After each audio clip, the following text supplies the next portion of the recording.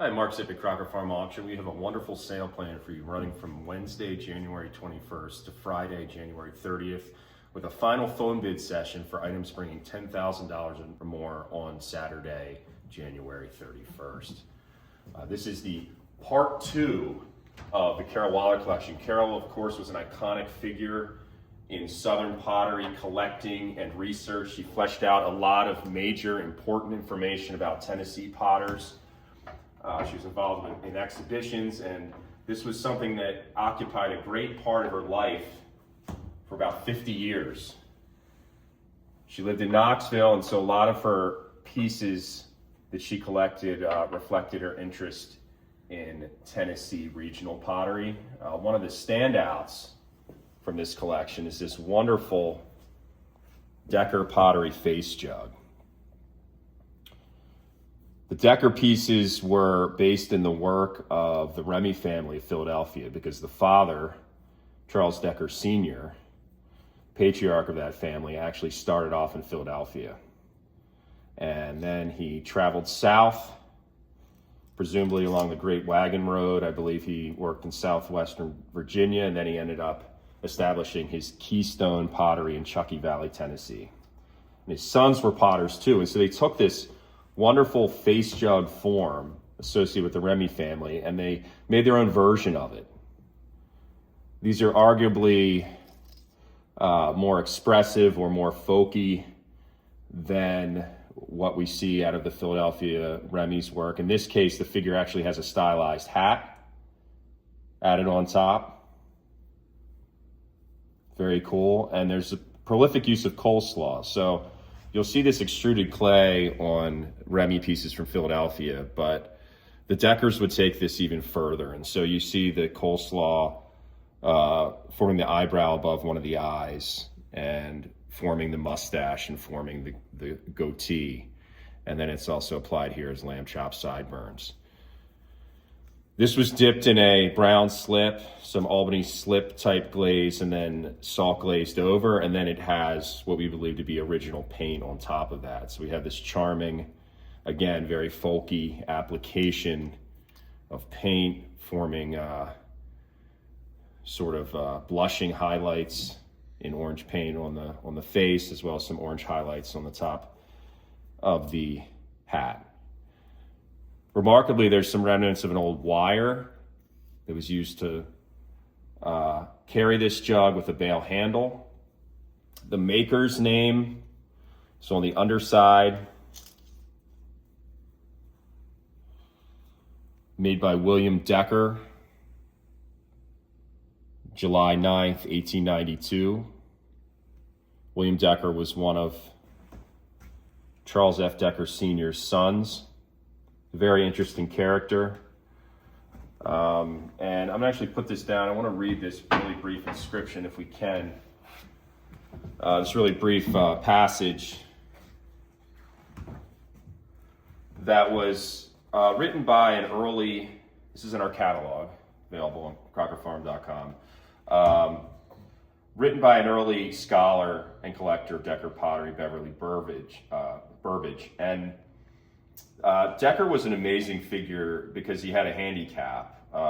According to the Burbage, as he said in his notes, if time travel were possible and I could go back to the turn of the century for a visit with one, but only one of the Deckers, the choice would probably be Uncle Billy.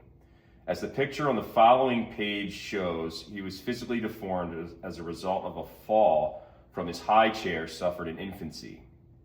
The rather cruel term used in his day was hunchback. His appearance and short stature may well explain why he never married, but he did not allow his misshapen body to prevent him from becoming an excellent potter. If some discerning young woman in the valley had looked beyond his pathetic deformity, she would have seen a man with uncommon intellect, keen imagination, and much ability.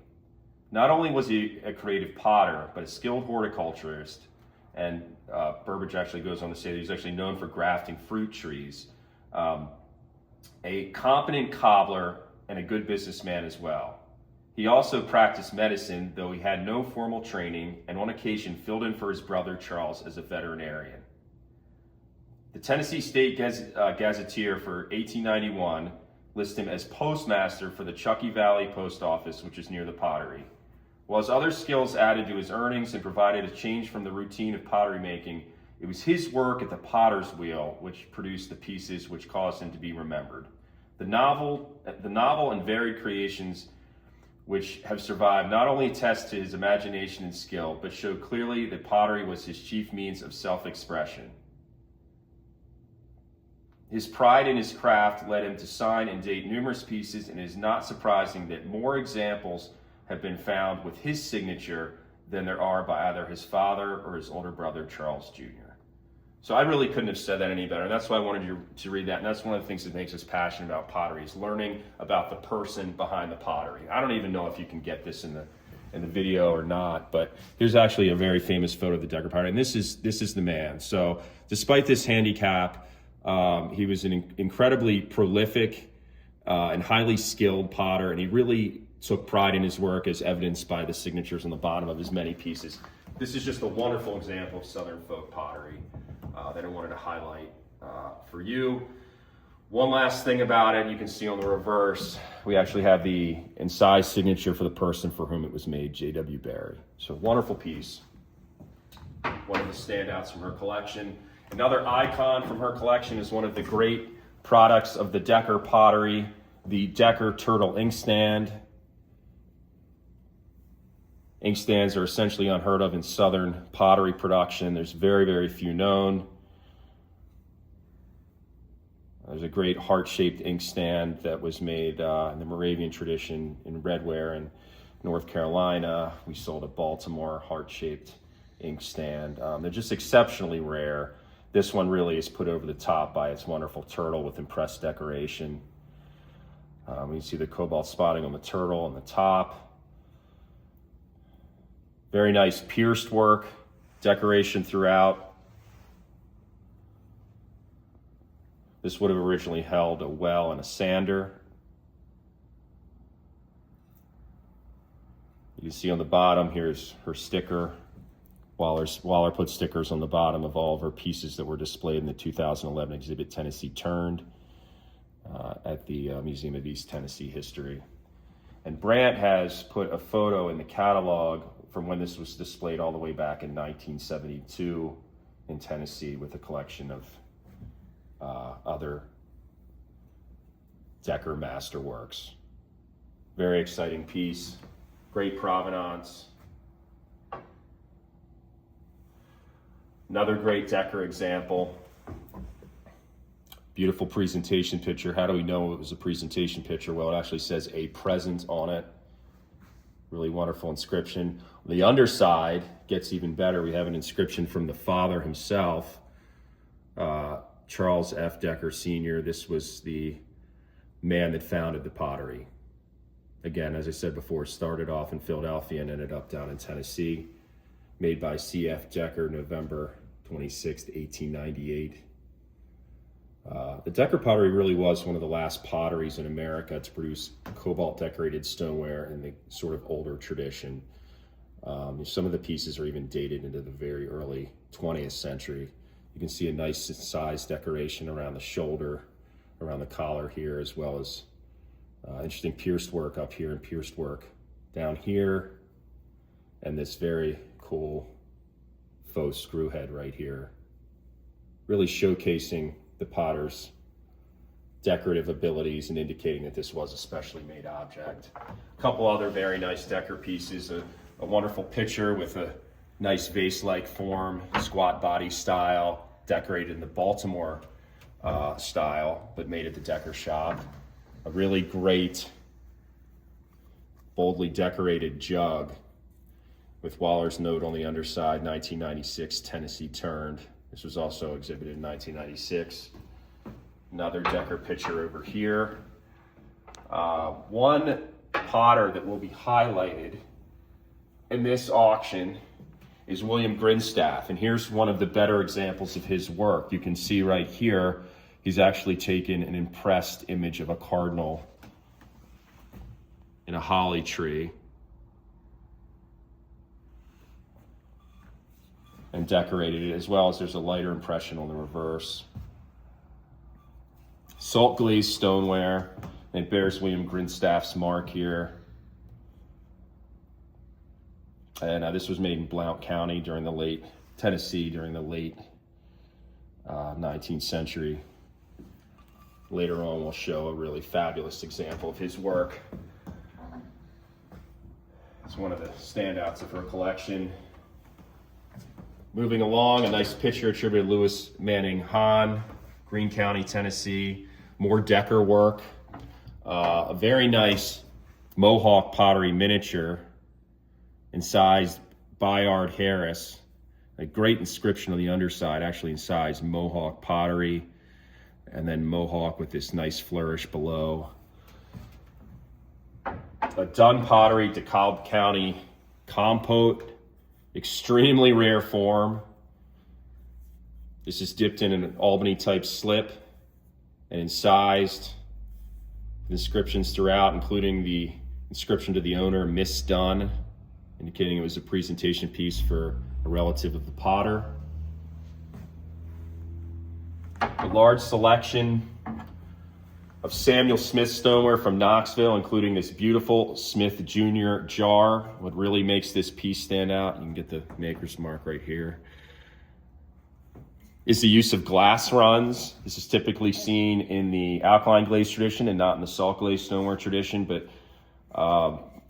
Carole actually found advertisements for Samuel Smith asking for broken glass, and this is the only piece that she could find that actually showed the use of this glass in their glazing. It's very cool. Very nice Samuel Smith flask.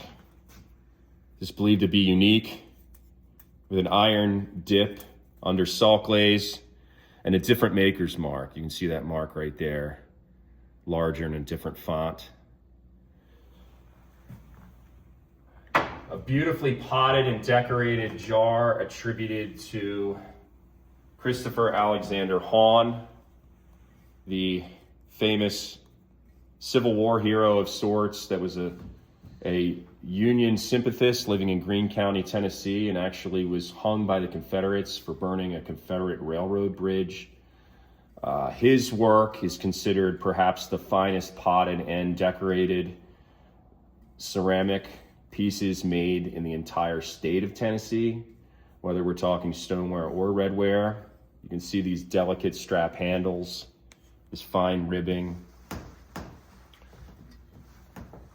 Very nice vase-like form, heavy tooling here up at the shoulder, and then these bold brushed slashes of brown slip under a clear lead glaze. This piece was exhibited in Tennessee Turned, and you can see that sticker on the underside. More Hahn pieces. A highly important jar made by Hahn because of the quality of the stamping. When signed, Hahn's work typically bears a coggled signature around the shoulder, which is exceptionally hard to read. A lot of them are very faint. Wahler noted this as the clearest signature that she could find on an example of Hahn redware, and you can see the mark right here. Very interesting raised face mark with artistically executed letters, C-A-H-A-U-N.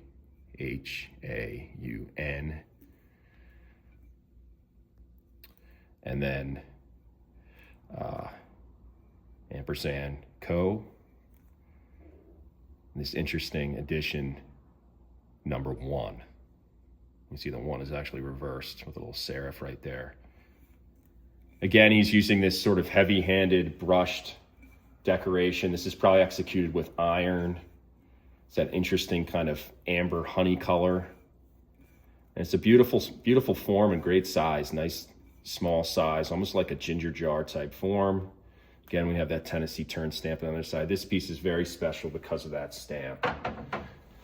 Another piece showing a clear stamp, perhaps not as clear as that one, but very nice. C.A. Hahn & Co. number 1. And it's actually a different coggle signature. So it'd be very interesting one day for somebody to actually amass all the different signatures that he used. But in this case, the number 1 is actually written, inscribed vertically into the coggle. Nice small size jar. Anything signed with a Hahn signature is considered rare and important. And so it's exciting. It's amazing. We actually have 2 in this sale, 2 jars. We actually have a pitcher as well. This is the only pitcher known. You can see incorporating into the mark. You can see the maker's mark pretty clearly here. You can see the HAUN right here, and Co. And again, this appears to be a 3rd mark, and actually different style mark than the other ones. But we also have the inclusion of this neat pinwheel or floral motif as well. Again, he's doing this very striking, bold, abstract decoration where he's just simply brushing in a heavy-handed style, brown slip over the piece, and then covering it in a clear lead glaze. This one also showcases Hahn's interest in doing decorative impressions at the terminals and the handles on his pieces. So in this case, we have this coggling going over the handle. Very important piece in terms of maker, form, signature, and decoration. Another small Greene County jar right here. Another piece, probably Hahn, showcases his use of copper slip decoration, which is, you'll see that later on as well. This is one of kind of the telltale signs of the Greene County style, and certainly Hahn's pottery is this prolific use of copper. Very attractive, very beautiful. Interesting wavy line and sizing on the underside, almost appears decorative. So we have Hahn from Greene County, but then we also have the Kane pottery from Sullivan County. And this would all be, for Hahn's pieces, you're talking around 1840 to 60. This one, 1840 to maybe a little bit later, 1870 or so. But another decorative technique that Tennessee is very well known for, and that's this slash decoration done in brown slip. So this bold slash decoration, most often associated with the Kane pottery from Sullivan County. Very, very distinctive to the region. You'll see a piece with these diagonal slashes on it, and you'll instantly say, that's probably a Great Road piece, or that's probably a Kane piece. Great handle construction here. You can see this. This is kind of typical of the state's redware production, these open strap handles with depressed terminals. These are a little bit thicker, a little bit different than what Hahn was doing, but still highly decorative, very appealing. Beautiful potting, and one thing that really makes this jar stand out, so many of these Kane jars are found with heavy exfoliation or flaking. A lot of it seems like actual glaze spawning that happened in the firing itself. And then a lot of it was incurred during use, but this piece really survives in great condition. We only have some chipping at the base and minor surface flaws. So a real standout in Kane pottery production, and this is a really good example of that slash decoration they were known for. And going back to Greene County, here's another jar that has that prolific use of copper that I was mentioning earlier. Really bold swaths of copper over top what appears to actually be an iron dipped surface. There seems to be some kind of reddish brown iron concentration underneath. Nice and sized decoration of the shoulder. And it's in size 3 right here. The collar on the rim. What really is noteworthy is that we actually have the original lid also inscribed 3 with this beautiful bell-shaped finial.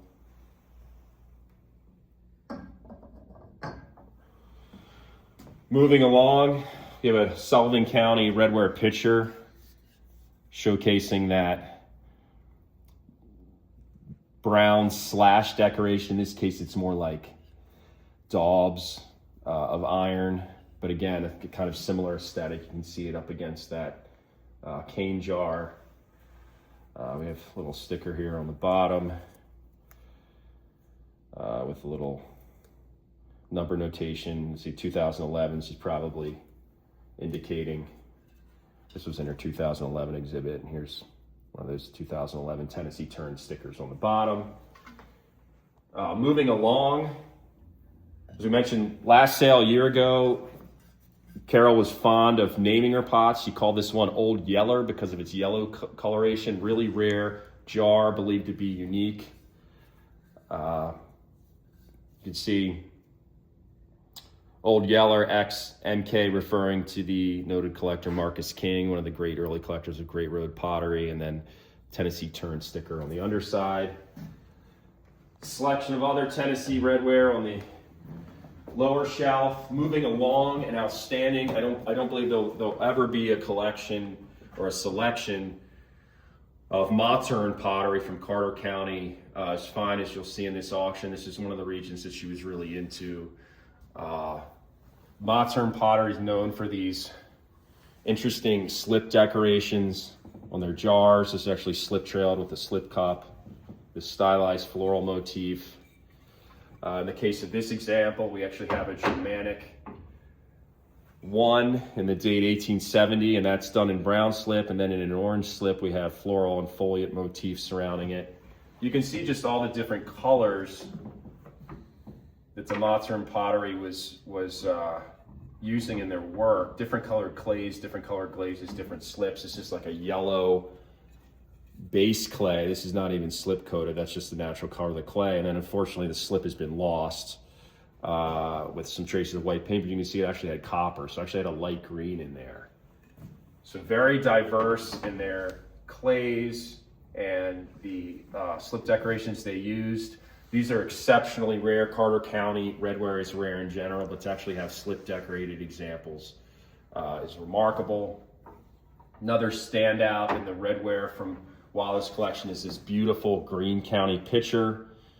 She describes this in her notes as the only example of this form and decoration known.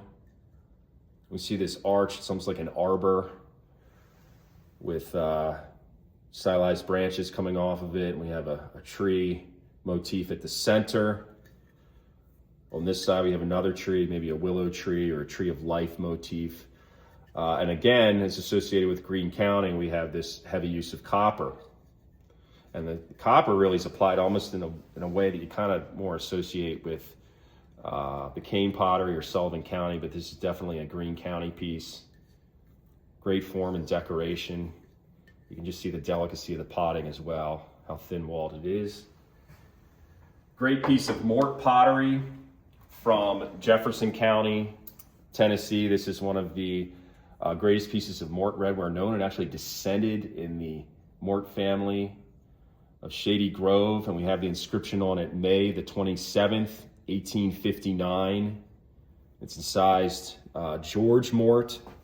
Beautiful size, nicely potted little jug, and then we have this wonderful decorative treatment, this sine wave decorative treatment, which was taken from the Mort family's work in Virginia before traveling to Tennessee at the Hinkle-Spiegel pottery.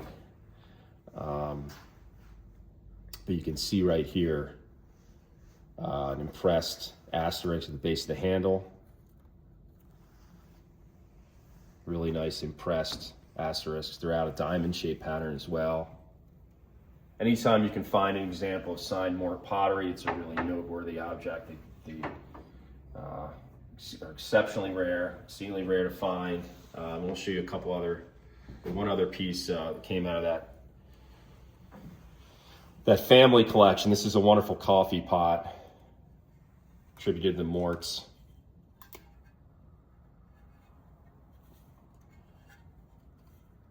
Got a brown lead-based glaze. Exceptional form. Coffee pots in American redware are essentially unheard of. And we can see there's actually piercing right here to fit that with a tin handle. And there's so many things you'll find inside some of these pots. And here's one of her an old auction tag from when it first sold. There's a bunch of papers as well in there documenting the piece. Moving along. Nice selection of Middle Tennessee pottery, and we'll show you even more of that later, but you see examples of candlesticks here, as well as some nice basket forms with iron dips and salt glazes over top. Nice early Pottersville, Edgefield, South Carolina pitcher, about 1820 to 1840. A wonderful figural object that Carole acquired from someone who acquired it from an African-American family in Tennessee, and they believe that the potter actually lived in their family. This piece, so it was a family piece that just descended in the family. This was made sometime during the late 19th or early 20th century, believed to have been made in Paris, Tennessee. Wonderful wheel thrown form. You can see these throw lines in here, the white color of the clay. Again, Wahler's Tennessee turned sticker here. But this was a figural string holder, and so they threw this form forming the skirt and then following all the way up into the head, and then actually produced a hand-modeled head with coleslaw hair. You can see this applied hair throughout. And she's carrying a pot on top of her head. So this could have theoretically been used as something, even this is actually a separately wheel-thrown pot applied there. And then the piercing right here for the string appears right at her hip, and so you place a ball of string in here and then you could pull it out through here. But it features an Albany slip glaze, characteristic of pieces made during this time period. So it was dipped in Albany slip, and then it was carved away here to produce this matte, unglazed apron. Wonderful figural object, exceedingly rare in form, not only rare in its figural form, but rare in its utilitarian form. You just very rarely see American ceramic string holders. I know of a few from Western Pennsylvania that are cobalt decorated, and that's basically it. And the condition is fabulous as well. And she made a note that it was so mint that she did believe that the condition really spoke to the idea that this was something that had descended in the family and was kept in good condition. Very cool piece. Picture attributed to Thomas Owenby from Union District, South Carolina, an upstate South Carolina piece, and then another small lidded jar that is quite possibly Owenby. We'll show you a signed example later that really matches this in form and glaze. Some nice Edgefield pieces, including a Chandler jar. More Middle Tennessee pottery. You can see the variety of forms and sizes you can get with this stuff. You can get something that's more of your typical jug size, and then you can get these smaller pieces that are a little more unusual. You have a small jug with double handles, really doesn't need the two handles to be used as a utilitarian piece, but nonetheless it's done as a decorative treatment. Moving along, some great face vessels, including this Metters family rock-eyed and rock-toothed face jug, probably a very early example of Cheever Metters' work, but could have been also made by one of Cheever's brothers. There's actually red paint applied to the quartz eyes and the quartz teeth, forming the pupils and a demarcation at the center of the teeth. But the way this nose is formed is really typical of Cheever's work. And so it's Cheever's work from much, much later, from the 1960s. This, we believe, was made several decades earlier, but I think based on the similarity in the nose and the eyes and the teeth, that this is probably one of the much earlier examples, maybe one of the first face vessels that he made. It's also potted in a much smaller size than you'll typically see on his later work. Super piece. Here's a Gordy, Georgia torso vessel. This dates to the second quarter of the 20th century. See the figure with his hands at his sides. Some green paint applied to it and red paint over a metallic Albany slip type glaze. And this has a great history of ownership. Jimmy Allen had owned it, Tony Shank had owned it, Jimmy Allen apparently owned it again, and then John Burson, the noted authority on Southern pottery, owned it. Apparently may have gone back to Jimmy Allen and then finally to Carole Wahler.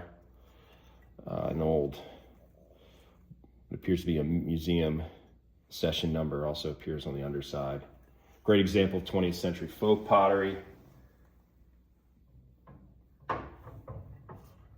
There's a really great Georgia face vessel, late 19th, early 20th century, with applied lizard on the forehead of the figure. Many of us will know Chester Hewell's use of applied lizards on the forehead of his face jugs that he made in Georgia in the 1970s. This is a much, much earlier example, and this may be the basis for those later well-known lizard decorated face jugs. But to have an animal applied to an already decorative figural piece is really remarkable. A piece of glass was actually applied here that melted down and formed a mustache for the figure. Really folky work, and it highlights Wahler's interest in not just the utilitarian objects, but also these wonderful pieces that also combine to form figural works of art as well. She loved her face vessels. We had a number in the last sale, and you'll see it even more in this sale.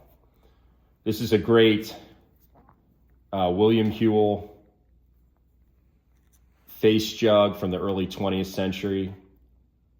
Carole had a larger one that we sold last year in the first session of her collection, and she called that Zonka. This one she called Little Zonka. Really nice petite size. Lost to the ear here, but otherwise very nice condition. And we have combed incising forming the hair and the eyebrows and the beard, covered in a brown Albany slip type glaze.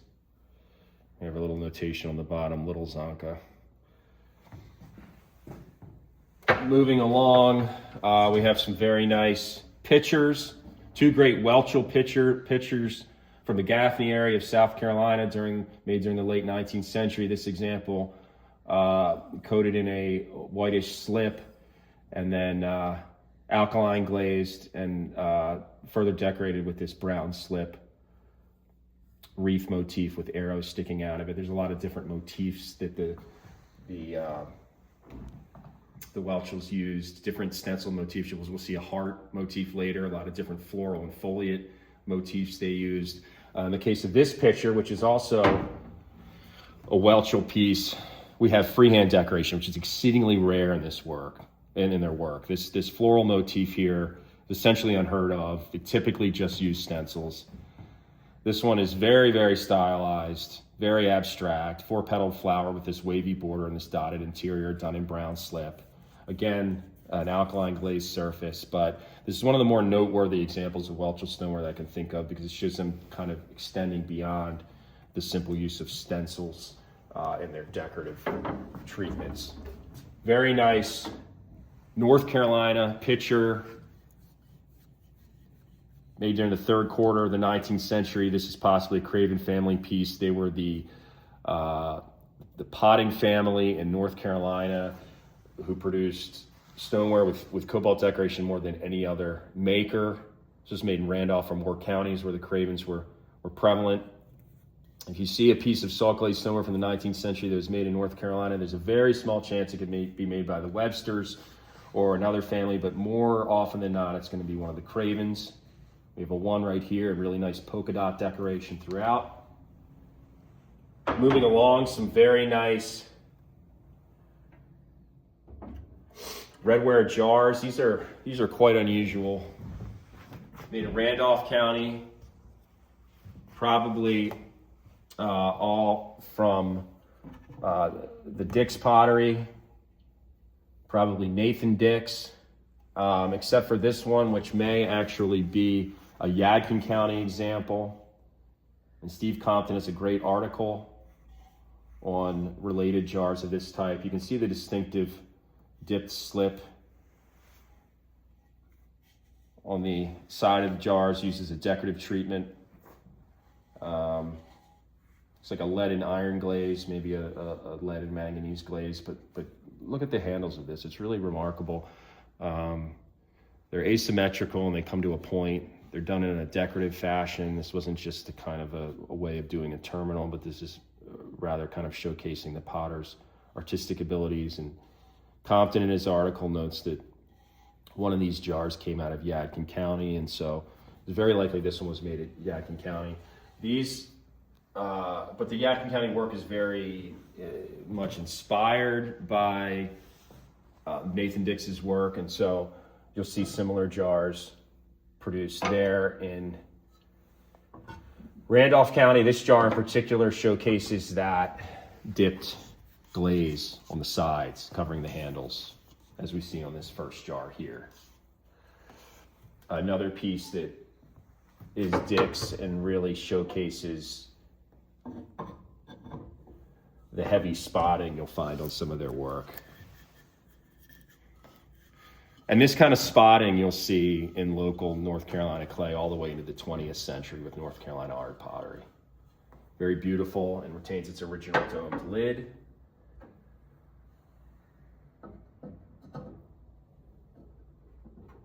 Yeah, and these Dix pots, they're late 19th to early 20th century, so these were made not long before the Jugtown pottery tradition began. Moving along, we have a nice selection of Alabama pitchers.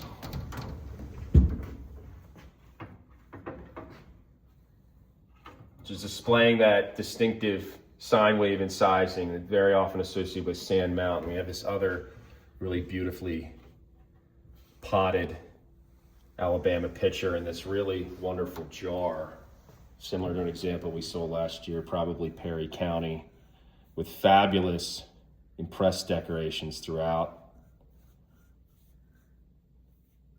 Kind of a mottled greenish alkaline glaze coating that.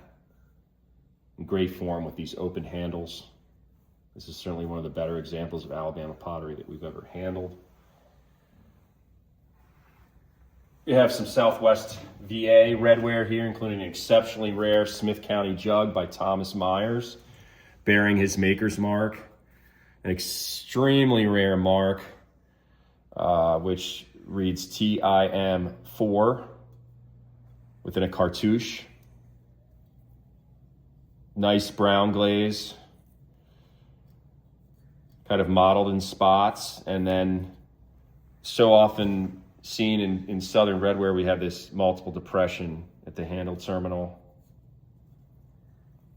Really beautifully potted. It just had this nice tooling here, nice tooling on the spout. You can see this was somebody that wasn't just interested in making a product, but making something that was visually appealing. A nice small size jar. This could very well be Southwest VA as well. Might also be Tennessee. Follows that form that you see from North Carolina, Tennessee, and Southwest VA with these open straps and depressed terminals forming the handles. Nice brown glaze runs. Remarkably retains its original lid.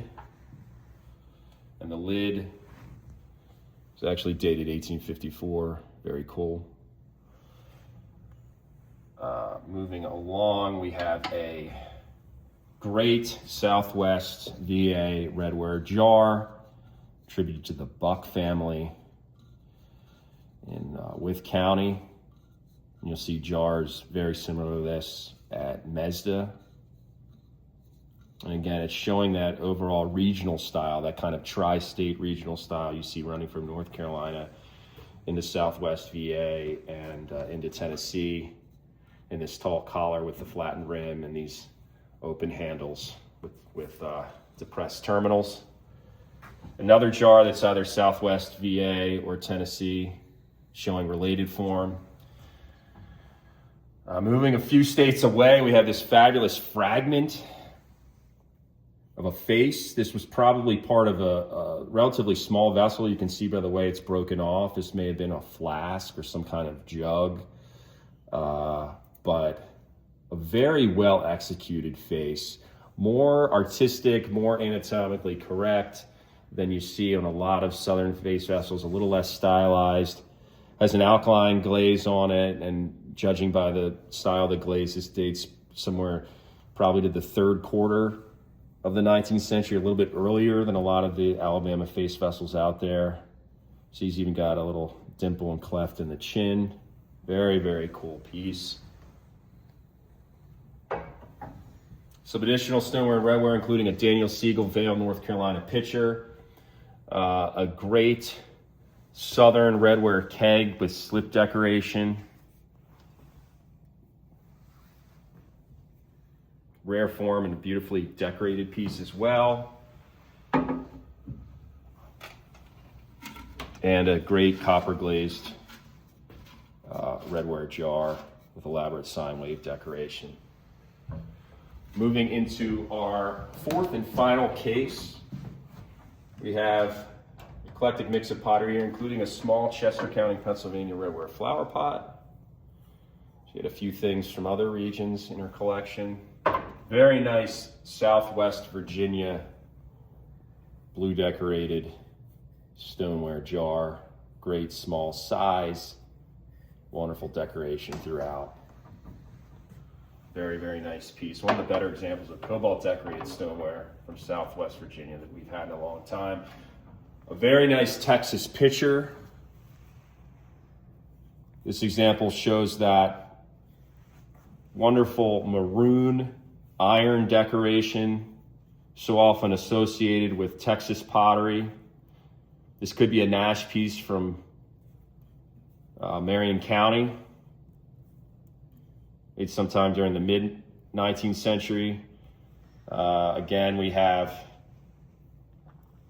an alkaline glaze that's not entirely different than what you typically see on other Southern pottery, but the potting, the form, and most notably this addition of iron as a decorative treatment, just kind of modeled throughout, strongly places this piece in Texas. We had the other Texas pitcher in our sale last year that I believe set a record for a piece of a pitcher form from Texas, and then this was the other example that she had and loved dearly, and this also has a nice publication history. Moving much further north, we have a great example of West Virginia stoneware. This beautiful jar was made by John Miller in Wheeling, Virginia. He potted sometime around 1830. In this case, we actually have a date on it, 1833, knowing the exact year it was made. But this is long before Wheeling became part of West Virginia, so the mark actually reads Wheeling, VA. Very nice floral motif on the front. Form and decoration seems somewhat related to early Virginia pottery, made further east in Virginia, and its tab handle construction almost looks Alexandria-ish. But John Miller's signed work, particularly when decorated, is exceptionally rare. And we will show you another great example of his blue decorated work later. More very nice Alabama pottery. Down here, very nice Alabama Usury family attributed pitcher, attributed Zachary Usury, displaying that state's prolific use of incised decoration. A lot of times you'll see the combing, of course, like on this jug or this pitcher, and then sometimes you'll just see this very nice tooling throughout. Excellent workmanship in that piece, in a desirable pitcher form as well. Moving along, we have some Southwest VA stoneware, including a marked carpenter piece. We also have some pieces of 20th century pottery from North Carolina, including these Holton pieces and these Reinhardt or Probst pieces here as well. Moving along, we have a great selection of Thomas Chandler pottery from Edgefield, South Carolina. He was one of the great potters of the American South, and one of the figures that it appears Wahler was most interested in, as we have a number of examples of his work available in this sale. You can see these two jugs right here. This example uses iron slip decoration in a looping fashion around the shoulder. alkaline glazed surface with some beautiful bluish runs at the shoulder. And this decoration was applied with a slip cup around the shoulder, and then the 2 denoting 2 gallons. Larger jug here uses kaolin slip, and of course the Edgefield area was really well known for kaolin slip decoration and its kaolin mines. You see that slip trailed at the shoulder there, and in this case it's an artistically executed floral motif formed from looping strokes and an alkaline glazed surface. Both these dates in the mid-19th century and typify Chandler's style. We showed you some great examples of Mort pottery earlier, and this is a fabulous example of Mort stoneware from Tennessee. This is made in Jefferson County, and we have this really heavy application of iron over the surface. This was dipped in some kind of iron solution in the same way that English pottery or early American pottery from Charlestown and other areas would do it. And then it's salt glazed over. So it forms that reddish, almost maroon hue. And then the mark, the base reads J. Mort. And there's so many interesting stamps from Tennessee. They're not just, type stamp used from a printer. We have the decorative stampings used at the handle, at the shoulder, and we have these really interesting maker's marks. So in this case, it's a raised face maker's mark, J. Mort, within a serrated rectangular border. And he's actually impressed it again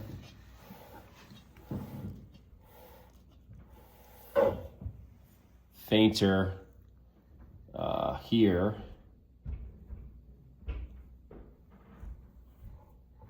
And then he's also pressed it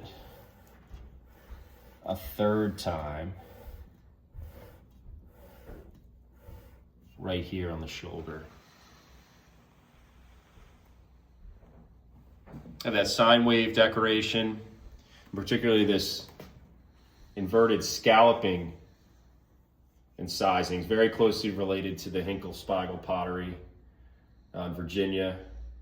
And of course, Hinkle family member worked with Mort in Jefferson County, Tennessee as well. So we have that decorative tradition, that decorative technique brought from one state to the next. But the potting of this jug really showcases the potter's ability. Wonderful ovoid form, nicely executed handle. And that dark color really makes us focus, that dark uniform color really makes us focus on the quality of the craftsmanship of the potting. To our knowledge, this is the only piece bearing that stamp known. And so it really stands out as one of the great examples of Mort, as well as Jefferson County stoneware in existence. Putting this piece back.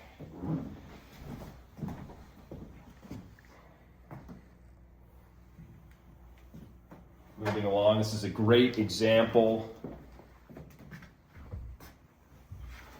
of Alabama in size decoration.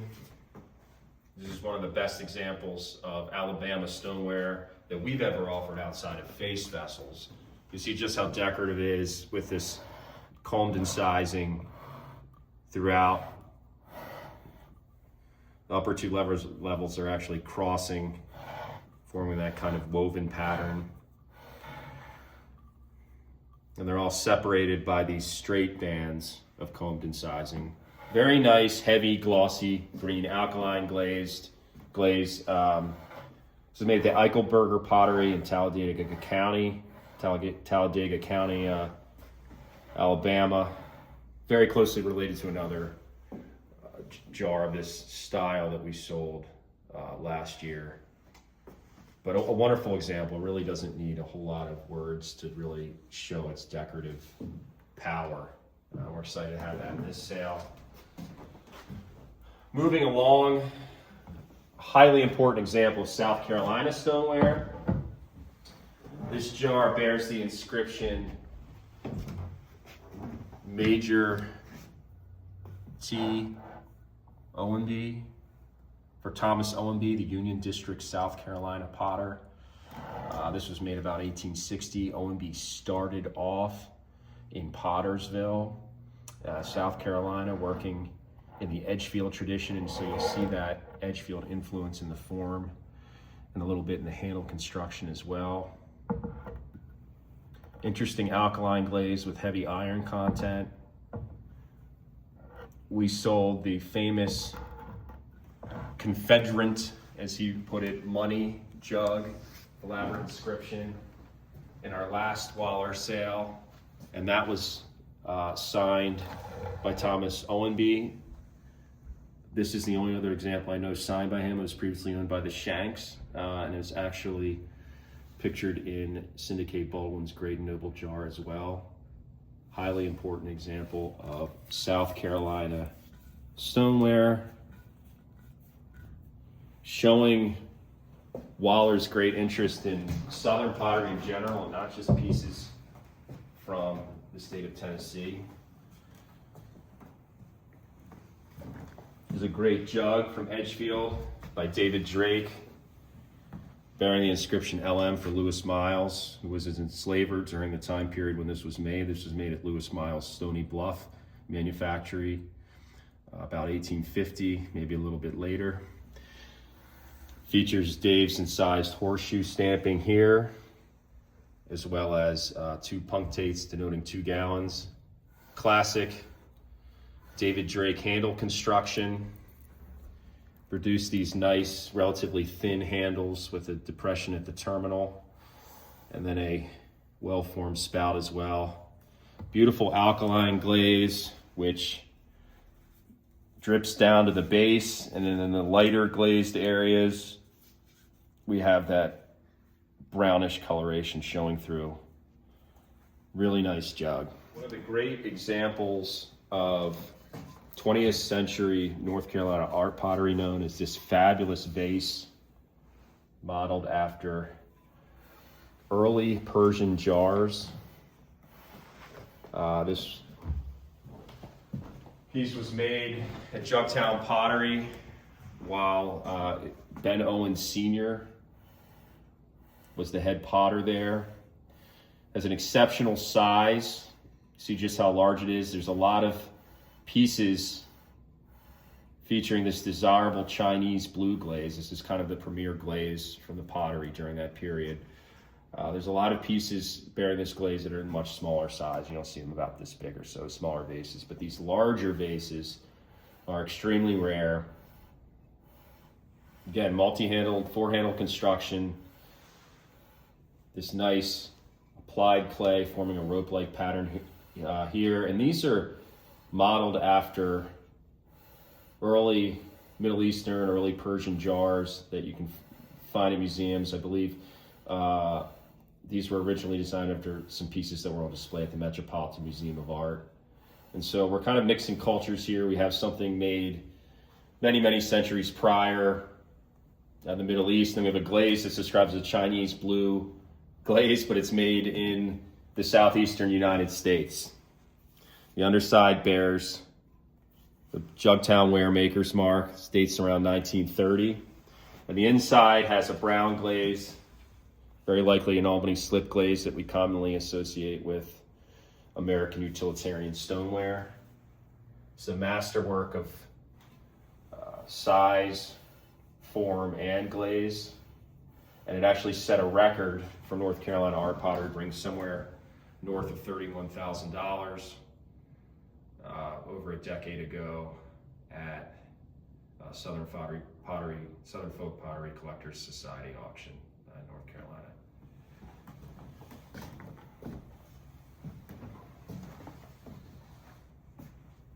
Moving along, 3 great North Carolina jugs made by the Craven family. These 2 in the back were probably made by J.A. Craven. And you can see these drips are actually forming a kind of decorative treatment around the piece. This is made in a relatively old kiln. As a result, you get these really strong salt drips and salt runs on the piece. And although it's not intentional, it forms a really wonderful aesthetic. You see the heavier areas are almost kind of forming this greenish blue coloration. These two are two of the better Craven jugs that we've had, and that is based on this wonderful glazing at the shoulder. Dating to the mid-19th century in Randolph County. Some people say Randolph or more counties for the Cravens because they worked in both counties. And then moving along, we have one of the rarest Craven family jugs known. This is the only piece believed to bear this stamp, A.J. Craven. There were a few Andrew Jackson Cravens known, and so it's difficult to actually figure out exactly which A.J. Craven it refers to, but according to current research, this is the only example bearing this maker's mark known. You can see typical of other Craven pieces, we have this kind of dental coggling around the shoulder. Really nice glaze run right here. We have an old note from Wahler. She was big on notes, as we've learned. A.J. Craven, only one known at time of purchase. Very cool piece. Very cool piece. If you're in the Craven family stoneware, you most likely will not find another. One of the best examples from this very prolific potting family we've ever had. Moving along, a really fabulous face vessel, torso vessel, if you will, made in Rock Mills, Alabama. This is closely related to the work of J.L. Matthews from Rock Mills from the late 19th and early 20th century. And it's probably made at his shop. If it wasn't made at his shop, it certainly shows the influence of his shop. And it was most likely made somewhere nearby. We have this typical torso form, so commonly associated with Alabama face vessels, a wheel-thrown, semi-ovoid shape. And the potter actually formed this other domed molding on top of it in one piece and then formed the spout. It's covered in a brown Albany slip type glaze with what might be a light salt glaze over top. We have some either salt or ash deposits here forming this interesting green modeling.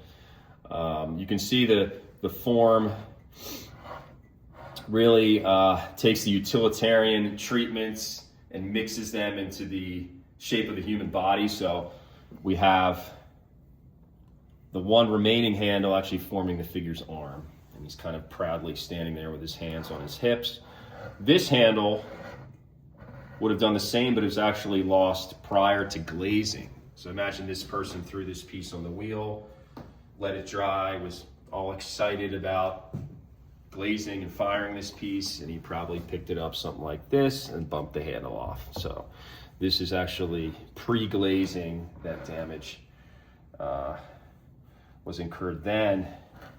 But very nice use of little decorative treatments. We have this kind of semi-lunate brow that you see so commonly on American face vessels, deeply impressed eyes with impressed circular pupils, broad mouth and sized nostrils, this deeply carved jacket, lapels here, this nice crossed applied bow tie and buttons, shirt buttons at the center. It's a really nice piece. You can see just how large it is. I will place it briefly next to another Alabama face vessel and I'll kind of give you an idea. This is a more typical size.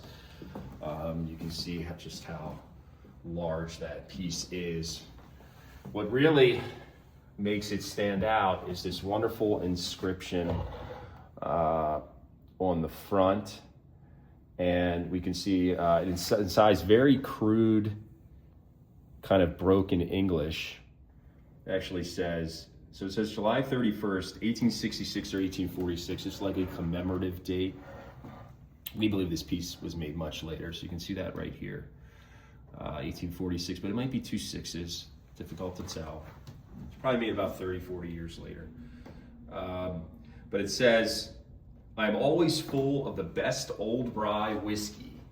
I'm for free herein. So, fabulous inscription on it. And it took Carole a while to figure that out, but that's definitely what it says. You can see right here, rye, whiskey, but rye is spelled R-Y. Just a wonderful thing. We can imagine, was this on display at a saloon? Was it on display taken out for certain events because it had free whiskey in it? Just a wonderful object. And you actually see where the potter started to inscribe it on the reverse. But this was inscribed before it was glazed. You can see that's filled with brown glaze. And then you flip it around and you see it's incised after the glaze, much like those small miniature scratchware jugs that you see. And so I think that the potter probably realized, hey, I should incise it after I glaze it because it makes it much more legible. The glaze doesn't fill it in. And so we have that done here. But a true masterwork of Alabama pottery. Really excited to have that in the sale. Moving along, another torso vessel. Again, we have the potter pulling this piece up, collaring it in a little bit, and then throwing another kind of domed molding here. Great expressive face. This one is more typical of what you'd see from the region. This one was made in the Rock Mills area, and it has applied china for the eyes and the teeth. And then this prominent chin here even has a little diamond shaped piece applied there. Very cool. Coated in a brownish glaze. This is closely related to the Preacher Man figures, the iconic figures with preacher hats, as well as some other torso vessels of this type. They're all part of that same kind of body. Late 19th century, fabulous example of figural stoneware from Alabama, and quite difficult to find, significantly rarer than their counterparts produced in Edgefield. Moving along, we have an iconic work of Hahn pottery from Greene County, Tennessee. This was made about 1840 to 1860. Really fabulous copper slip lattice work decoration throughout. And it's absolutely beautiful. Typifies Hahn's best work. And it really establishes him as the master potter from the state of Tennessee. We see not only is the decoration fabulous, but the form is really wonderful as well. Great ovoid potting, nice collar here, flattened rim, and look at these delicate handles. He had some really fabulous handle constructions on his pieces. These thin, delicate straps pressed to the body at the terminals. They're actually ribbed on the edges. And then nicely decorated with impressed floral motifs at the terminals. Shoulder is decorated with additional coggled, stylized floral and geometric motifs. You see there's almost like a leaf or a fern type design, some stylized wavy lines, a pinwheel, some abstract shapes here. Really wonderful piece. This was one of the highlights from Wahler's collection, and we can see on the underside it also has the 2011 Tennessee Turned exhibit sticker on the underside. But a really beautiful piece. It really transcends the region. Even if you're not interested in Tennessee pottery or Southern pottery in general, you can really appreciate this jar. It really holds up against any maker of redware in 19th century America. Moving along, another powerhouse piece, one of the icons of Wahler's collection, is this fabulous torso vessel made by William Grinstaff. You can see it bears his mark, W. Grinstaff, followed by a really rare, I believe she said this only exists in shard form, excavated at the pottery, this particular stamp. She found a few shards with this marking, S. Conti. It's unclear exactly what that means. Below that is an impressed one as well. Some of his marks would include certain numbers involved. It does look a little bit like a 1 gallon capacity piece, but who knows exactly what that one means. Further stamped at the shoulder with this very rare Grinstaff Maker's Mark that simply reads Knoxville, Tennessee, with an arched border. In this case, that marking is used as this kind of decorative treatment, decorating the collar of the figure and where the hands meet the front, almost like it's a form of cravat or some kind of piece of jewelry decorating the chest of the figure. Very cool. And it all surrounds this deeply impressed circle right here. You can see the figure in profile here. She's applied these loops, these rounded stretched pieces of clay forming the figure's stylized arms. The ear features an impressed circle with little piercing at the center. The forehead, again, is this applied piece of clay, and it's sort of kind of like these treatments we see forming foreheads on figures all the way from down over in Philadelphia with the Remy's, as well as from a bunch of different areas. You see this weird continuity with some of these face vessels. It's kind of a flattened strip, and then it actually used a potting knife right here to cut off the rounded edge. It's the back of the vessel if you want to get a quick shot of that.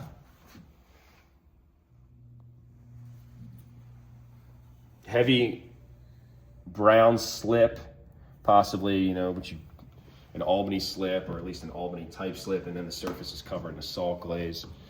You can see underside here, 3 stacker marks. A little note on the bottom, Brumback was married name from Knoxville. So that may have some, I didn't really see any of that in her research, but that may have some, that name Brumback may have some link to this figure.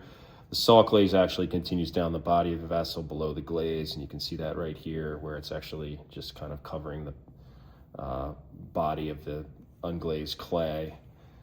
But a wonderful face on this figure. These almost telescopic eyes sticking out. Broad nose with carved nostrils. If we get the teeth here, this is almost like you would see from other states, and very rare for Tennessee to have these applied china teeth. A broad chin as well. This is one of her very favorite pieces of pottery that she owned, and she acquired it decades ago directly from the Grinstaff family. This stands as Grinstaff's very best piece known. There's no other face vessels known by Grinstaff, and nothing of this decorative quality even compares. The closest you'll get would be something like that piece I showed you very early on in this video in the case with the impressed cardinal. You just don't see this kind of decorative work from him.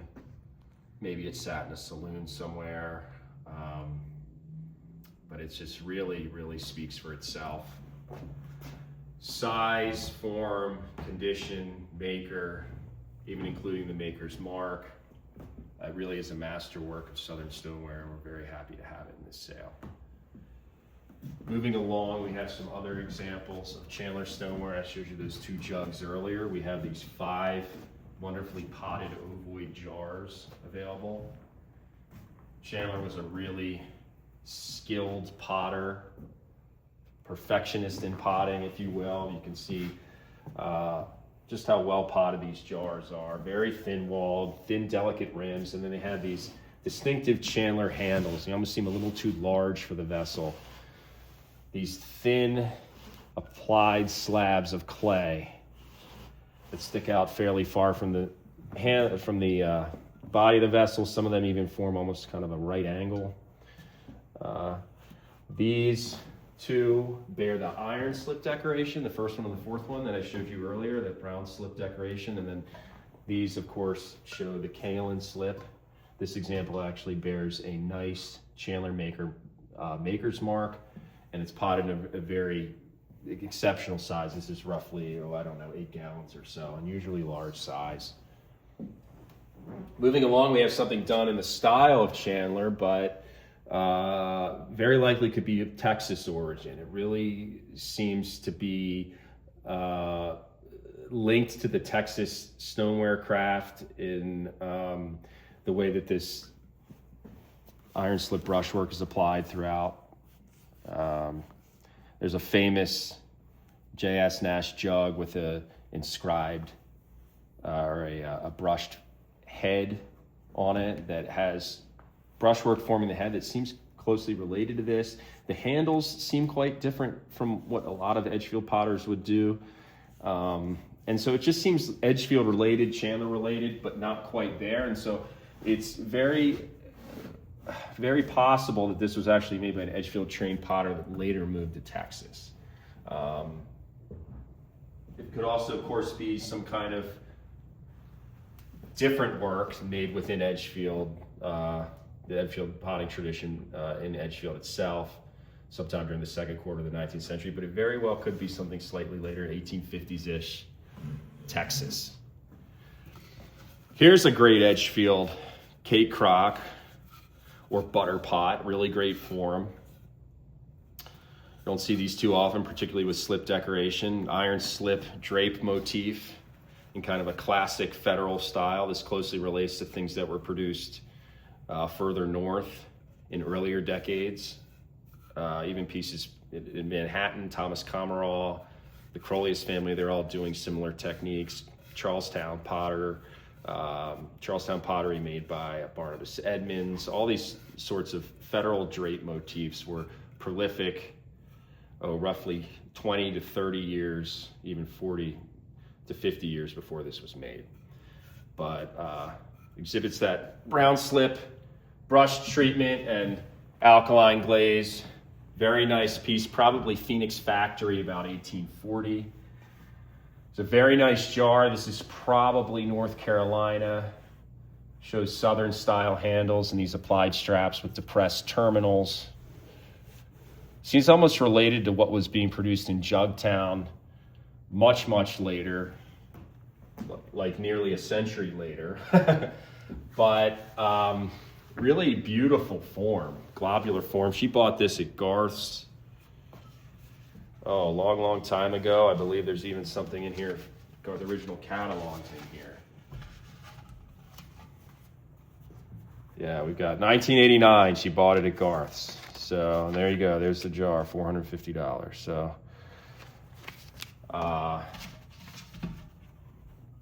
nice bright glaze, and it includes its original lid with really interesting stepped finial. Some other Tennessee jars. This one's Sullivan County. These ones are a little bit different than you typically see, but again, they show that open loop handle construction that you'll see on a lot of pieces made in that state. A nice Middle Tennessee churn with an incised poem on it. Very rare. A beautiful John Anderson Craven. This is probably the same maker as a couple of those jugs I showed you earlier. Randolph County jar with original lid. Nicely decorated lid here. Very rare to include its original decorated lid. You see his mark here, JAC. And then also the rare addition of cobalt decoration. I mentioned earlier, if you're gonna see North Carolina pottery for the 19th century with cobalt decoration, it's most likely a Craven family member. In this case, we actually have the maker's mark here. But beautiful runs of salt glaze throughout. One of the better examples of Craven stoneware that we have had. Here's an example of Mautern pottery from Carter County, Tennessee. I showed you all those different redware jars earlier if you were paying attention. This is an example of stoneware made at the Mautern pottery. Exceptionally rare. These are significantly more difficult to find than their redware. Production, we had one really nice example of slip decorated stoneware by the Mautern pottery in our first Carole Wahler sale. This one's even better. We can see a stylized urn here at the base with an actual heart-shaped foliate design emanating from it with a 2. Really wonderful slip trailing done in a white slip, and as you'll typically find on stoneware from the 19th century, a salt glazed surface. This piece is incredibly heavy. This was made by a potter who maybe was still kind of learning his trade, but a remarkable, incredibly rare piece. Certainly one of the best examples of modern stoneware known. It's another great ovoid southern jar. In this case, we have four-handle construction with blue applied to the handles, and Carole had some different ideas on where this could be made, but really fabulous construction with the four handles related to Siegel alkaline glazed pieces made in North Carolina, and Edgefield alkaline glazed pieces. In this case, it's salt glazed, which is really unusual for that form. A couple other things to highlight right here. Some nice Samuel Smith, Knoxville, Tennessee jars. I showed you that example earlier with the with the glass glaze. These are salt glazed, bearing the mark Smith Jr. under the handle.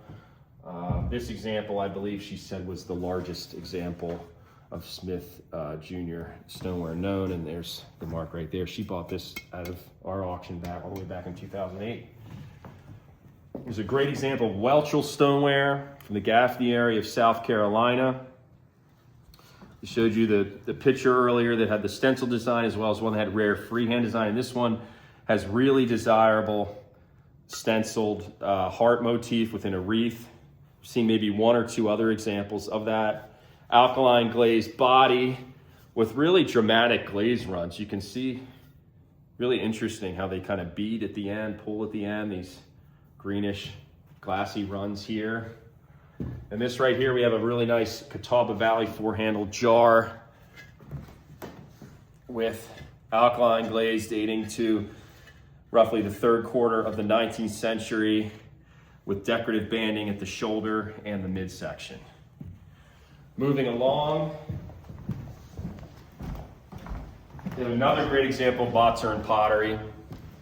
This is a redware jar. This is one of the best examples of Mottern pottery known, based on its condition and its strong decoration. We can see the decoration is more elaborate than is typically seen in the work of this pottery. Slip trail, brown slip floral motif with clear lead glaze over top, possibly tinted with iron or some other colorant, but a really fabulous example of Carter County pottery. Moving along, one of the most important examples of North Carolina Quaker redware that we've ever offered. This fabulous Silas Watkins jar. You can see his signature here. Silas Watkins, and the date reads 1846.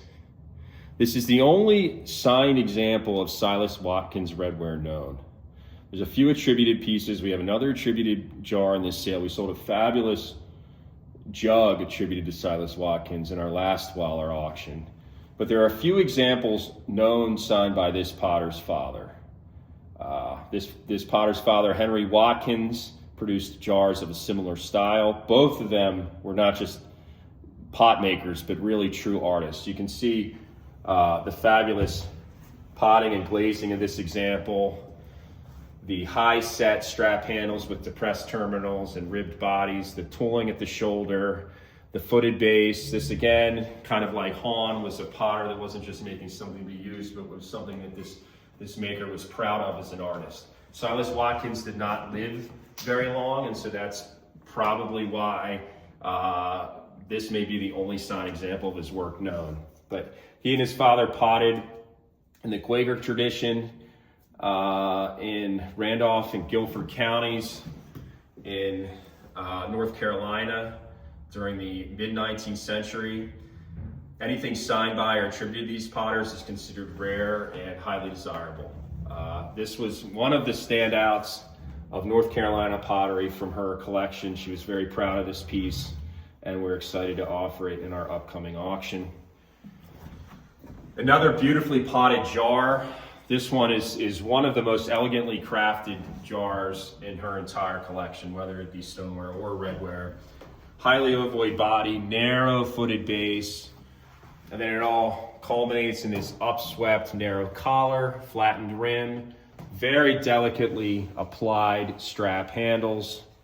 This example is in remarkable condition. Old Salem has a jar like this that's attributed to the Moravian tradition in North Carolina, and that's probably what this is. She felt like this could be a Hahn piece from Tennessee, and it very well could be produced in Tennessee, but the overall craftsmanship of it appears to predate Hahn's work. And so this is most likely a much earlier example of North Carolina pottery. Regardless of maker, it's a wonderfully potted example and has a beautiful brown lead and manganese glaze. It has a very glossy, kind of mirror-like quality to it.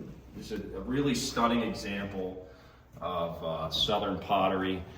Here's another piece that Wahler cherished. She called this Mackie, M-A-C-K-I-E. I'm not sure exactly why, but this came out of a home in Greene County, I believe the Greene County area of Tennessee, and she attributed this to Greene County, Tennessee. Wonderful potting. There's a picture of her, Wahler, I think, in one of the exhibits that she had of Tennessee pottery that shows her with this jar displayed up high in sort of a multi-jar display. You can see, just like the jar before it, really beautiful, delicately formed handles, very narrow collar, this interesting angular rim. So the architecture of this pot is extraordinary, and she really had a strong affinity for it.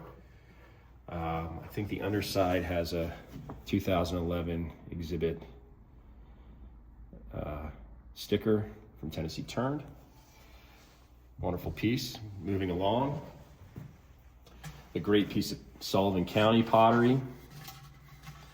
Showed you the cane piece earlier with the slashes. This also has the distinctive manganese slash decoration on it. In this case, we have open loop handles, very much like the three jars I showed you earlier, which is a really strong Tennessee and Southwest VA trait. Really boldly decorated, beautiful example, again, displayed in Tennessee Turned. One of the most important examples of Tennessee redware known by virtue of its signature is this jug. It might be hard to read. Maybe I should pull it out somewhere else. You want me to keep moving? Okay. And it says M.A. Kane jug on it by A.B. Kane, 1869. And this was made by Abraham Kane, probably for his nephew Martin Kane, the event of his wedding. That's the theory. But whether we're talking about stoneware or redware from the north, south, east, or west, it's always the very few signed examples by certain potters that help us flesh out a much, much larger body of work. And so that's what this piece does. By having an object with this glaze and this form, this handle construction, bearing a Kane signature, it really helps us say what other pieces the Kanes may have been made, because there are very, very few examples signed by any of these family members.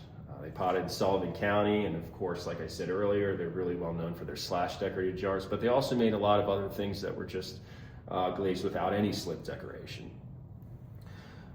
This has a tag on it, and I believe Brian Cullity, the great antiques dealer, is originally credited for having discovered this jar.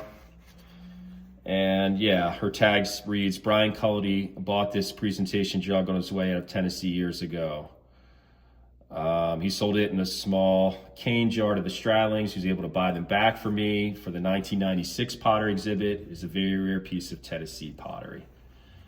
So this is a fabulous example. You can see it's a rare survivor, has a lot of glaze loss, but Really fabulous large size for a jug, and the inscription, as I said, makes it stand out as one of the most important pieces of Tennessee redware known. Moving along, we have a great example of John Miller pottery, and we have his 1833 jar, and then we have this wonderful pitcher, an extremely rare cobalt decorated pitcher made about 1830. Really wonderful stylized fan-shaped floral motif ascending the front. The fact that this is a pitcher, it's potted in a somewhat large size, 2 gallons, and it's cobalt decorated certainly places it among the best examples of Mark John Miller stoneware from Wheeling known. We're gonna do a little quick tour over here. First off, we have this fabulous jug attributed to the Reverend John Landrum pottery, Horse Creek Valley, Edgefield District, South Carolina. Wonderful globular form. I mean, look, this thing is just has incredible potting to it. Highly ovoid, spherical form. And then it has this horseshoe stamp, and we see various horseshoe stamps and horseshoe incising as different potter's marks on Edgefield stoneware, but this one's particularly well done and larger horseshoe than you typically see, with actually little serifed ends on it. Nicely done spout. Really has a Dave type spout, but I don't believe he was working at the pottery of John Landrum when this was made. I think this predates Dave's time there, and so it could be his work, but it's more likely made before he was there. I showed you the fabulous Grinstaff face jug. Here's just a great jug made by that potter. It's dipped in a brownish slip and then covered in a salt glaze, which produces this kind of greenish frog skin type coloration, but rare and pressed date, 1874-2, probably denoting 2 gallons, and the mark at the base, W. Grinstaff. And you have this 18 there. Just like I mentioned on the face jug, we have a 1 stamped on it. Is it a 1 for 1 gallons? Was it a 1 for something else? This particular maker's mark would have these numerals after it. Maybe he started to do a date or something and then he changed the mark, but the first 2 digits were left. I don't know. But this is among the better examples of Grinstaff's stoneware that we've seen. Nice condition, nice date, doubly glazed piece. Wonderful jar. Moving along, a Hedgecoe pottery vase, Middle Tennessee piece, late 19th, early 20th century, brown dip surface with salt glaze over top of that. We can see it's actually brushed on in a decorative fashion as well, which is unusual for this type of pottery. But wonderful applied decoration. We have a heart flanked by diamonds and this drape motif below. We sold a closely related vase in our last Wahler sale, and this was another example that she had. A few examples of Hedgecoe pottery with this applied decoration rank among the best examples of Middle Tennessee stoneware of this overall brown dipped style that we know of. Another piece that stands out as one of the great examples of Middle Tennessee pottery is this G.W. Dunn pumpkin center vase. Bears incised initials at the base, presumably indicating it was made for another Dunn family member, AHD. But really sets this piece apart is this fabulous inscription on the back, "I want you for my master." This closely relates this vase to a fabulous example we had in our last Wahler auction that said, "I am from 10, the number 10, and then the 2 letters EC for Tennessee." And Wahler tracked down about 5 or so, maybe 6 different inscriptions on these Dunn vases. And all of them seem to personify the vase, or the vase is actually talking to the viewer, which is really, really cool. Brandt did a great job of including a little notation from a business card that she had in our print catalog that shows the different inscriptions known, including "I am from Tennessee," and then in this case, "I want you for my master." One of the many face vessels in Wahler's collection is this wonderful gatepost ornament. You can see it has a hollow underside for fitting on a gate post or fence post. And its Bristol slip glaze indicates it was made during the late 19th or early 20th century. Has nice cobalt highlights to the hat and to the eyes. And it was probably made somewhere in the Midwestern or Southern US. I also want to show you this wonderful Buncombe County, North Carolina jar. It has this iron-rich glaze with wonderful green striation throughout, really beautiful piece. Open handle form, large size. I'll show you some other Buncombe County pieces later. This is one of the regions that Wahler was really passionate about collecting.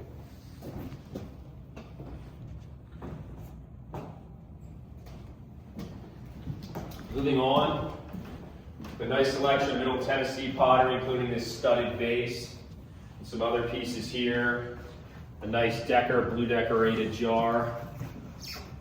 Here's a rare John Floyd churn, cobalt drape design, Knox County piece with distinctive 5-gallon capacity mark.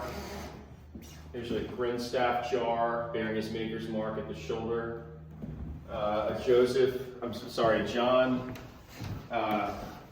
John D. Elrod honey jar or churn. Brad found some information on him. I believe he lived in White County, Tennessee.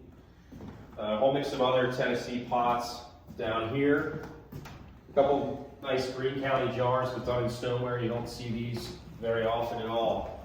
Some good some good Tennessee redware, including this rare Hawkins County redware jar with elaborate slip decoration. Here is the North Carolina redware jar attributed to Silas Watkins, which really parallels that other marked jar over there I showed you a bit ago. Some nice Edgefield and upstate South Carolina stoneware is on the next couple cases. We have some stands. We have some really nice Chandler pieces up here showcasing his kaolin and iron slip decoration. A beautiful Dave jug. This is very similar in form and glaze to the iconic LM Says This Handle Will Crack jug. We have 3 slash marks here denoting 3 gallons, classic Dave handle construction. A couple of Chandler's broken stem floral motif pieces here. Some early Pottersville pieces as well. Here it includes a very rare Edgefield, South Carolina jar with impressed heart motif. Another nice jar made by J.P. Bodie. It is pottery at Kirksey's Crossroads. Sometime in the 1870s, unusual root seal here around the shoulder.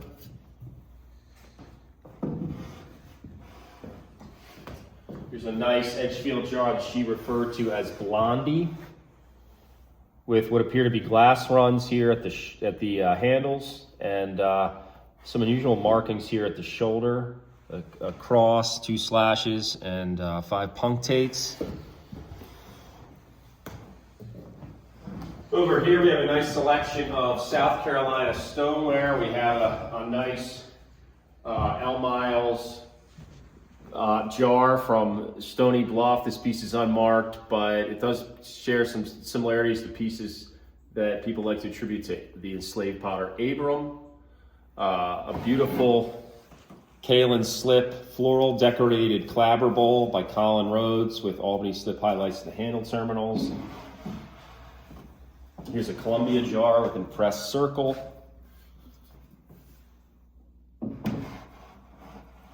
Unusual North Carolina piece thrown in here, a salt glazed jar marked C.C. Ballard, Hayes, North Carolina. A couple Welchel pieces. We talked earlier about their use of stenciling. Here's a nice floral motif and another with some stylized tree or floral motifs with some arch stenciling. A nice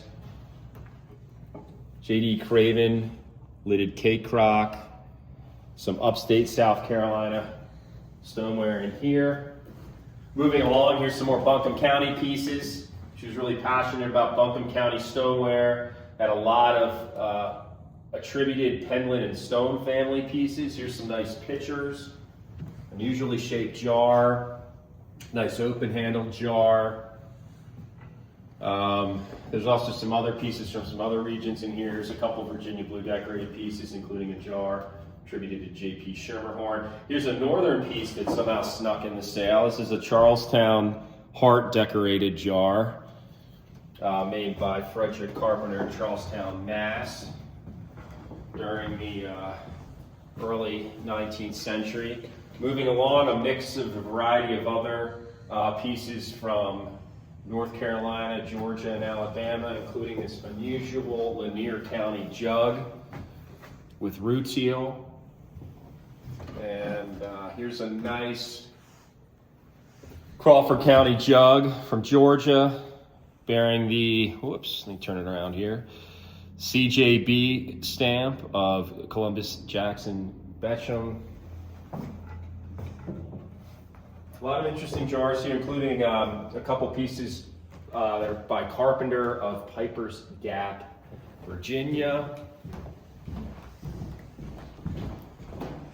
One of the largest vessels in Wahler's collection is this great large-sized ovoid jar with four-handled construction, decorated with chandlers, broken stem floral motif done in slipshod iron slip around the shoulder. This piece was made with four handles because it is so large, particularly when it was full of meat or whatever it was used to hold. It was quite heavy, and so it required four handles and two people to carry. But stately form, wonderful size, and highly desirable four-handle construction. We got three fabulous pieces to close this video with, and I really appreciate you all sitting through it. One of them is this outstanding face jug made by David Parr Jr. in Baltimore. You can see the quality of the modeling, and the profuse incising throughout is really remarkable. He's carved this piece extensively with a wide stylus all throughout. It's producing hair on the back of the figure's head, even, and you can see the incising is deep. It's literally peeling the clay back in places, almost what you see with the Remy's work. This is definitely not a Remy work based on the way the incising is done on the back. This was made by David Parr Jr. in Baltimore sometime around 1835. Has this fabulous incised bird and fish motif on the reverse. Really remarkable. I can't recall seeing an example of an American face jug with incised figural decoration added to this extent. The incised fish is noteworthy, though Baltimore was a maritime city. I can't recall ever seeing a piece of incised fish decorated stoneware from Baltimore. Again, very deep, distinctive incising. Beautiful, lavish cobalt brushwork, highlighting it throughout. Has that curved, applied forehead that you see variants of on so many different American face vessels. Spout is typical Baltimore construction. This was found in all places at a storage locker sale sometime a few decades ago. And it really is a piece that could be displayed from multiple angles. I mean, you could display it like this, showcasing the face and the fish.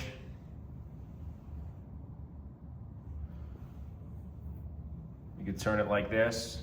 I mean, it really sort of is a piece you'd never get tired of. It's kind of like three pieces in one. And of course, you could display it from the front with the face. But if you were to have a blue decorated, saw glazed 19th century American face vessel, you have a very important piece of pottery. But then also, if you were to have an incised fish decorated pottery made during an early period in Baltimore, you'd have a great piece of pottery. And the same if you had a bird. So it really is a remarkable piece, decoratively speaking, that displays well from a number of different angles. Obviously, there are some losses. This loss to the eyes, glazed over, that was in the firing. Some chipping to the ears, some cracks, and of course the handle's lost here. But a really important piece which places Baltimore on the map as a face vessel producer, which may have influenced surrounding states fabulous example of American folk art or American pottery. Moving along, we have a really wonderful example of David Drake's work from Edgefield, South Carolina. This is one of the final pots David Drake ever made. It is sort of his swan song, so to speak, and maybe the smaller size of the vessel speaks to the idea that he was an aging potter. He was about 64 years old at the time. He was possibly making some smaller vessels at that point. You can see it has this unusual narrow rim construction, highly unusual strap handle construction. We typically see these large slabs forming the handles of Dave's jars. In this case, we have the handles that you typically see on his jugs, these relatively thin handles with depressed terminals decorating it. And this narrow mouth construction, highly unusual, essentially unknown in Dave's work, as well as his vertical handle treatment, very, very unusual. Maybe this was some kind of vase or something other than just a typical utilitarian storage jar that he was making here. But there are only 2 vessels that are intact that have dates later than this. There's 2 other jars that are shaped differently.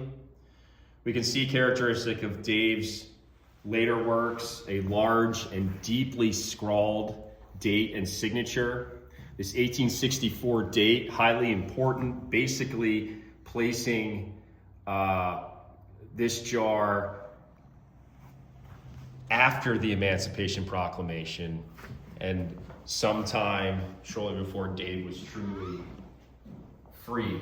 The LM over here, referring to Lewis Miles as his slaver at the time. So it's a very turbulent and strange time in American history. Dave was technically freed by federal law. However, LM, Lewis Miles, was still claiming ownership of him, and Dave was still declaring Miles' mastership over him. We can see it has this brown glaze on it, very similar to the LM Sis's handleable crack piece made a little over a decade prior. But the importance of this piece really lies in 2 things. That date that I just spoke about, as well as the form. Highly unusual form for Dave, extremely rare date. If you wanted a piece that really told the story of Dave's final years of stoneware production, this would be it. And we're honored to have it in this sale. I'm going to close this video, this lengthy video, with one of Wahler's prized possessions from her state of Tennessee. This is a John Floyd water cooler with incised bird decoration. Floyd was born in Virginia. We have some speculation that he may have been involved with Manhattan-trained potter John Morgan in Rockbridge, Virginia, based on his Manhattan-style incised designs. This bird, of course, inspired by the 18th century Manhattan tradition of incising stoneware, but made much, much later in 1842. Wonderful open-handled form, desirable cooler form as well. Wonderful incised decoration on the reverse of a man. This is possibly John Tyler, President John Tyler. We actually see the inscription here. John Tyler vetoes nobody.